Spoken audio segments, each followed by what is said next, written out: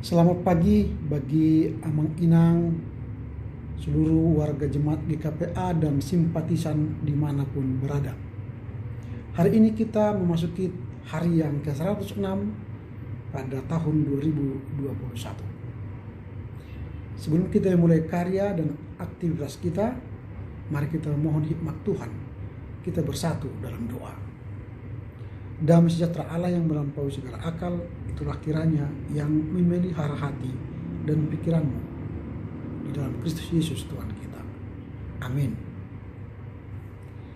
Saya akan membaca renungan yang akan diambil dari teks Habakuk 2 ayat 4. Sesungguhnya orang yang membusungkan dada tidak lurus hatinya, tetapi orang benar itu akan hidup oleh percayanya.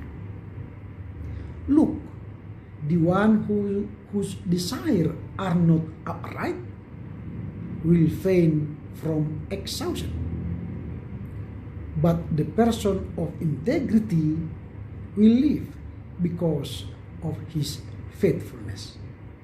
Demikian firman Tuhan yang berbahagia ialah mereka yang mendengar serta memelihara kebenaran firman Tuhan.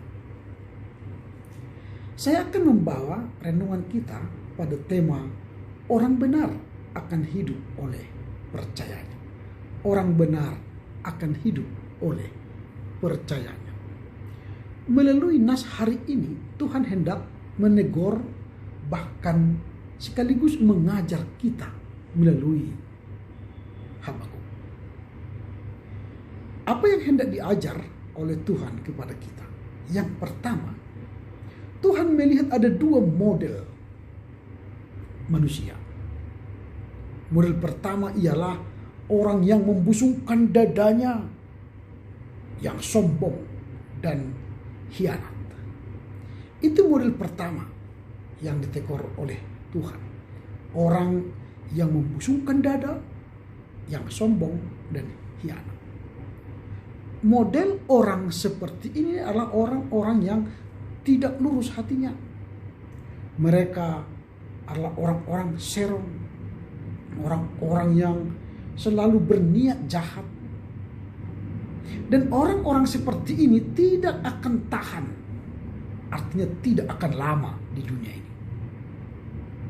Itu model yang pertama dari nas hari ini. Model manusia yang kedua yang juga ditegur oleh Tuhan dan dinasihati tentunya supaya lebih baik ialah model orang benar. Model orang ini adalah orang yang lurus hatinya, orang-orang yang memiliki kerinduan melayani Tuhan, orang-orang yang memberi diri dengan rendah hati menjadi alat Tuhan. Orang-orang inilah yang akan tetap bertahan oleh karena percayanya. Iman orang-orang yang benar ini akan membawa mereka dalam berbagai kehidupan. Artinya walau mengalami tantangan dan rintangan, orang percaya akan bertahan hidup. Tetapi orang yang model pertama tadi, orang yang membusungkan dada, orang yang sombong, tidak akan bertahan mengalami penderitaan.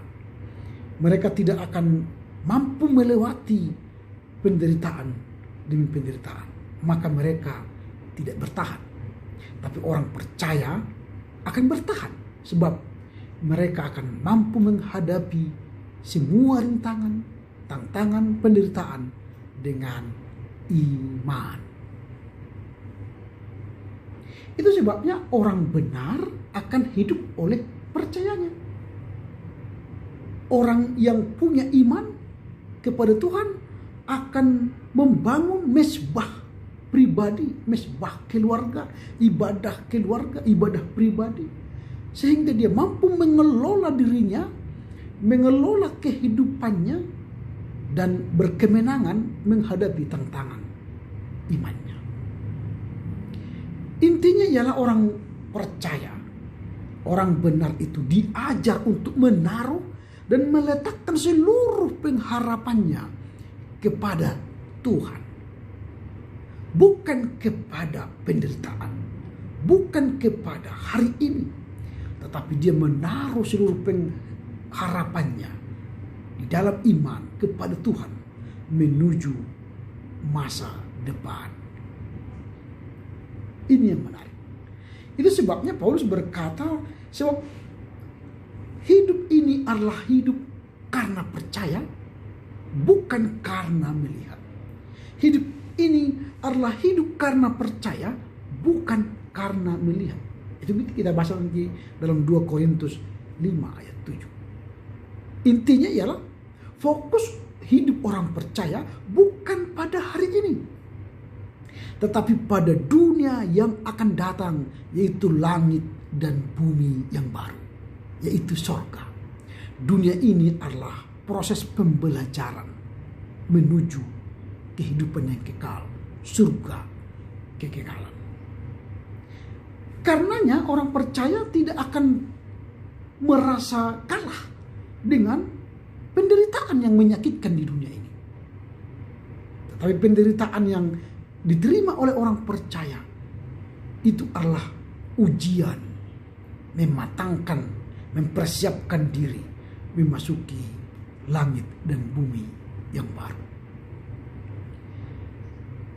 Orang yang beriman tentu akan memperoleh pengharapan yang benar. Pengharapan itu akan memberikan kita kemuliaan di balik kehidupan yang ada sementara di dunia ini. Orang yang memiliki pengharapan akan menjadi teguh dan kokoh menghadapi segala tantangan yang begitu berat. Inilah yang menarik dari teks ini. Dengan keteguhan melawan iman, melawan tantangan, melawan penderitaan, orang Kristen akan memperoleh kemenangan. Kemenangan demi kemenangan akan kita peroleh karena kita beriman, karena kita bersama Tuhan yang memberi kita kemenangan demi kemenangan.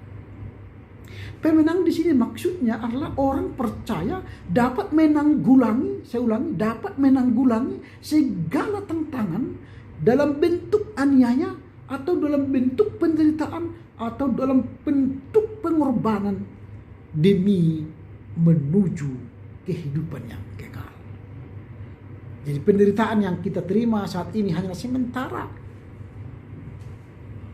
Tidak ada apa-apanya dibanding kehidupan kekal yang akan kita terima. Itulah sebabnya Petrus berkata dalam 1 Petrus 4 ayat 1, penderitaan yang kita alami sekarang ini akan membuat kita semakin layak menerima kehidupan kekal. Artinya penderitaan itu menjadi salah satu syarat atau salah satu bentuk untuk kita pun mengoreksi diri, berhenti berbuat dosa, supaya kita layak menerima kehidupan yang kekal. Ini yang mau kita pelajari dari teks ini. Dengan demikian, jika kita disebut tadi sebagai orang beriman akan memperoleh kemenangan demi kemenangan, maka kita akan melihat sebenarnya kemenangan apa yang akan kita peroleh. Atau pertanyaan sederhananya, bagaimanakah kita bisa mampu memperoleh kemenangan demi kemenangan itu? Kita dikatakan tadi orang percaya, orang benar akan hidup oleh percayanya. Dengan percaya kita beroleh pengharapan, dengan pengharapan kita beroleh kemenangan. Nah sekarang bagaimanakah cara hidup kita supaya disebut sebagai orang yang berkemenangan? Ada 3 cara supaya kita disebut orang yang berkemenangan. Yang pertama itu, kita harus memantapkan keyakinan iman percaya kita di dalam Tuhan. Kita harus mantapkan keyakinan kita, iman kita di dalam Tuhan. Kalau kita beriman kepada yang lain, maka kita tidak akan menang. Tapi kalau kita beriman kepada Tuhan Yesus, maka kita akan beroleh kemenangan. Orang yang diselamatkan itu hanyalah orang yang beriman kepada Tuhan. Orang yang diselamatkan itu ialah orang yang benar-benar tahu kepada siapa dia beriman. Bukan kepada sembarang orang, tetapi kepada Tuhan yang tepat. Tentu Tuhan Yesus. Itu yang membuat kita berkemenangan. Ketika kita beriman kepada iman yang benar kepada Tuhan Yesus, maka kita akan beroleh kemenangan. Yang kedua, kita akan melihat bagaimana cara supaya kita bisa memperoleh kehidupan yang berkemenangan.